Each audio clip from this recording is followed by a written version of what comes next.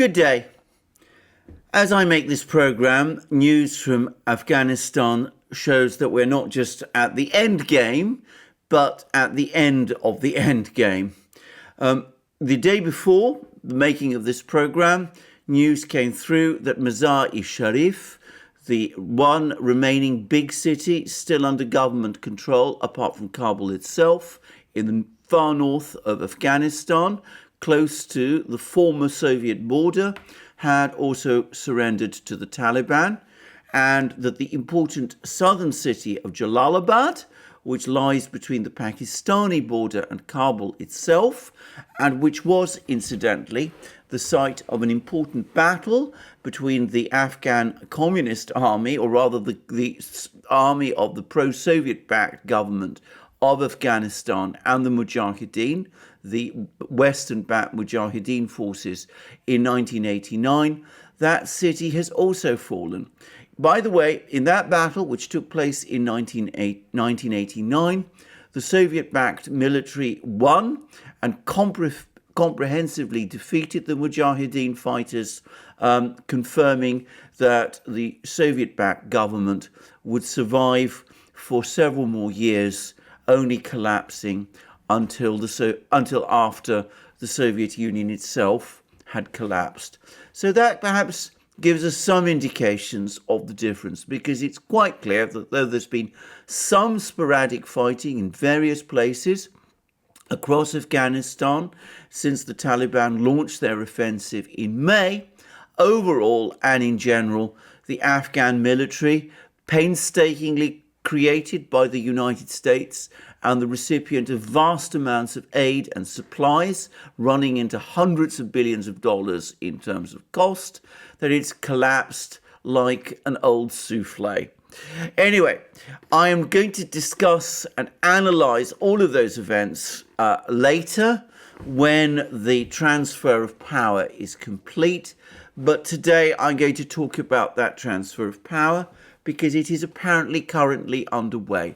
As I make this program, I'm receiving reports, I can't confirm all of them, that the Taliban have actually entered the outskirts of Kabul itself, that they've captured the town of Bagram with the important base there, an air base, which, by the way, was the key base used by the Soviet and the US militaries during their respective wars in Afghanistan. And perhaps most importantly of all, that the Taliban have now infiltrated Kabul airport and that they are actually present in the airport itself. However, more important than this is information that the Taliban, instead of simply storming Kabul and taking it by force, are apparently now negotiating with the Afghan government of President Ghani for a transfer of power. It seems that President Ghani himself is holed up in his presidential palace with such bodyguards as are left to him. The day before, again, I make this program, he broadcast to the Afghan people, rejecting suggestions that he would resign. But it seems that the Taliban have been negotiating for his resignation and for what they say would be a peaceful transfer of power. And moreover, and perhaps importantly, it seems that the Taliban has been negotiating with various other Afghan political parties, especially Jamiat al-Islam, a major political grouping which forms an important component of the Afghan government with a view to creating an inclusive national government. And last but not least, Taliban spokesmen have been telling the BBC that the Taliban intends to comply with the agreements that its pledges it's previously made concerning the position of women. They will continue to have access to education and work, provided they wear hijabs in accordance with Islamic law. Now, we will see whether these promises that the Taliban are currently making as they negotiate this transfer of power are meaningful. But I'm going to make one important observation, which is that these pledges are directly in line with the negotiations made in Moscow between the Taliban and the Russians some weeks ago. If you take your mind back to that program I made following those negotiations, it was clear that the Russians and the Taliban had discussed the future of Afghanistan between them, and that the Taliban had reassured the Russians that they would try to establish an inclusive government, reaching out to all the various communities and ethnic groups that make up Afghanistan, that they would not try to reimpose the kind of sectarian, fundamentalist regime that they established in the 1990s, narrowly based upon the Pashto community in the south, and that they would also respect the rights of women, provided these were in compliance with Islamic law, and that they would also rigorously fight the various Islamic terrorist groups like Al-Qaeda and ISIS, which have either have had a presence in Afghanistan and would do what they could also to root out opium growing and drugs production in the country, something, by the way, which they did do in the 1990s. And of course, the Taliban also gave promises or assurances to the Russians that they would respect the presence of the embassies, that they would not interfere with the work of the embassies in Kabul. And here we see a contrast between the actions of the United States and of other Western governments. They have been busy evacuating their embassy staff entirely. The United States appears to have decided to close its embassy in Kabul entirely, as has Britain, and US and British troops have been rushed to Kabul to complete that evacuation, even as the Taliban take over. By contrast, the Russians and the Chinese and the Iranians, and by the way, the Pakistanis also, are maintaining their embassies fully staffed in Kabul also. So it looks as if those negotiations that took place in Moscow a few weeks ago, which I discussed in that program I made at the time, are for the moment bearing fruit. The Taliban are complying with the agreement that they reached with the Russians in that critically important negotiation for a peaceful transfer of power and for the setting up of an inclusive government, one which respects the rights of communities and, up to a certain point, the rights of women, and which also will respect the diplomatic presence of foreign countries, and which will also rigorously fight terrorist groups and drugs production in the country. And the quid pro quo, which the Taliban expect to get for all this moderation, is recognition of their government from the neighbouring powers, Pakistan, Russia, China and Iran, and eventual inclusion of Afghanistan under its Taliban-led government in the Eurasian institutions, the Belt and Road Initiative led by China, the Eurasian Economic Community led by Russia, quite possibly the Shanghai Cooperation Organization also. So that's the position at the moment, but will it really happen? Is all this for real? Will the Taliban, once they have managed to achieve that peaceful transfer of power that they are currently negotiating, stick to what they have done, or will they revert to the sort of behaviour that they pursued in Afghanistan in the 1990s when they were last in power? I know that there is enormous scepticism about whether the Taliban will indeed comply with the agreements that they made in Moscow and Beijing, and to some extent Tehran, during the round of negotiations that took place in July.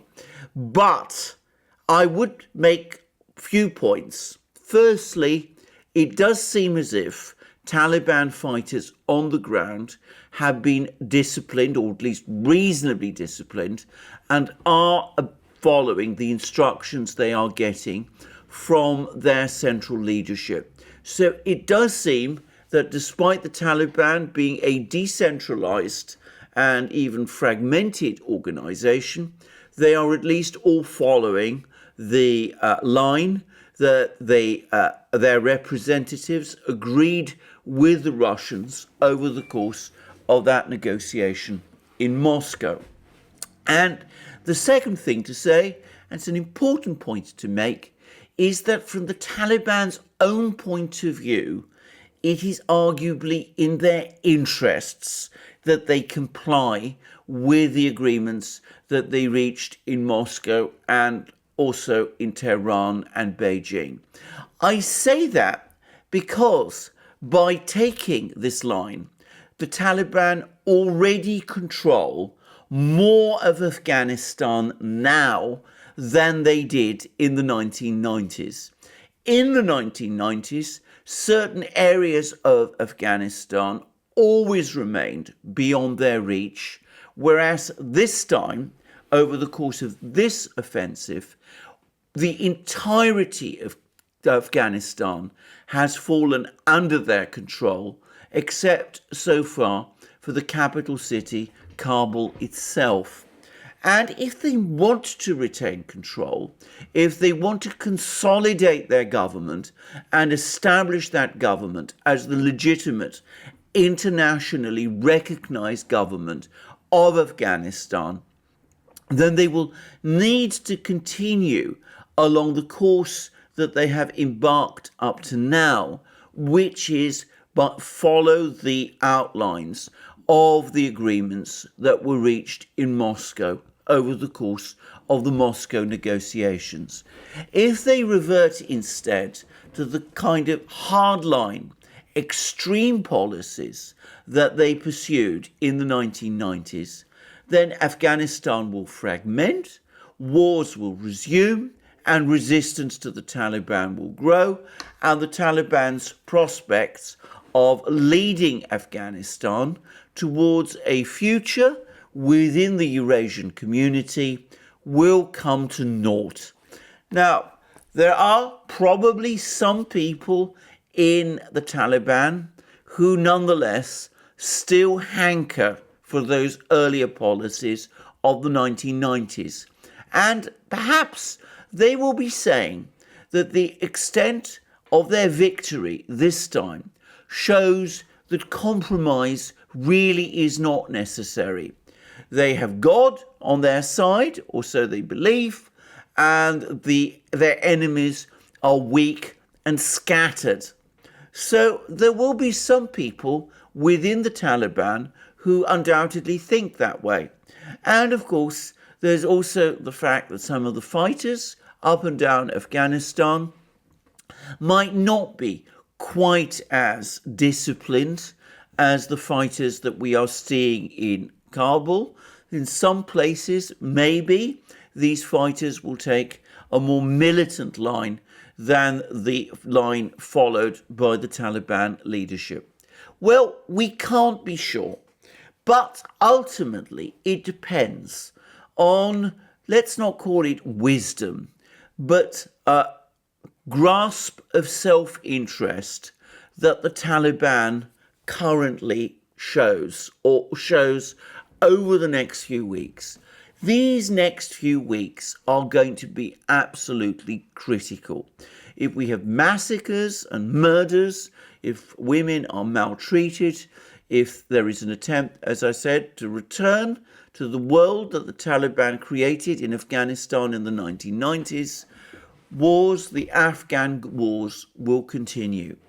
But as of this moment in time, and one has to say this, the omens look, the initial signs at least, look hopeful. And perhaps with this, hopefully the last fall of Kabul, that's going to take place over the course of the Afghan wars, it may be that those Afghan wars, which began in the 1970s, may finally be coming to an end. For the sake of the Afghan people, and also for the peace of the world, and of course, first and foremost, the peace of the region, let us all hope so. Well, thank you for joining me for this program. I'm sure that I'll be making more programs about the situation in Afghanistan over the next few days as events develop. We'll be keeping out an eye on what actually takes place there, and you can be certain that I'll be back discussing this topic and discussing how things are working out. And of course, we will no doubt be covering the situation in Afghanistan on our main channel, the Duran, where I do programs with my colleague and friend, Alex Christoforou. Though, of course, we will not only be discussing the situation in Afghanistan on our main channel any more than we are doing on this one. And of course, also do remember to check out Alex's channel and see his take on world events and events around the world too. You'll find links under this video.